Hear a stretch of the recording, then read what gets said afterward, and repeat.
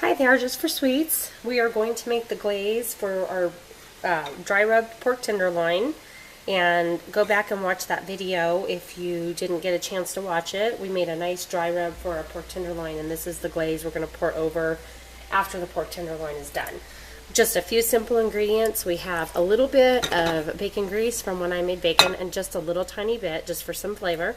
Some apple cider vinegar, some dry mustard, brown sugar, and a little bit of flour. So let's go ahead and get started. I'm going to throw a teaspoon of my bacon grease in there, just a little bit for that flavor.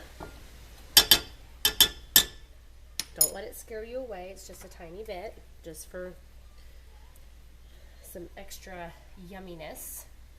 Now we have our apple cider vinegar, and we're going to use approximately 3/4 of a cup of vinegar. Stick that in there. Now we're going to add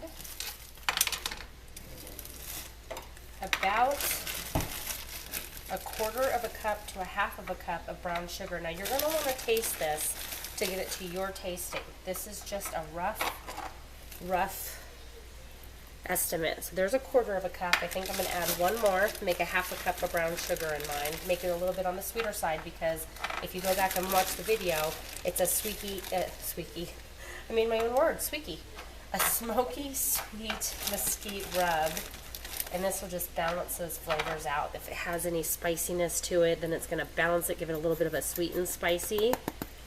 Okay, so we used 1/2 a cup of light brown sugar, 3/4 of a cup of apple cider vinegar, and we have it on a medium heat because we want that sugar to dissolve. Now we're going to use some dry mustard, and we are going to throw about 1 teaspoon of dry mustard in there. Shake a little bit more. And then we're going to let this dissolve a little bit, and you're going to want to whisk it. And that's all we're waiting for, is for that sugar to dissolve.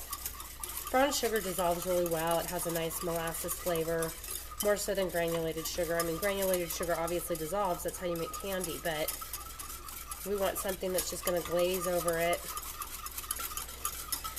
And we're going to pour this over our pork tenderloin the last few minutes that it's in the oven. So make sure you go back and watch that video.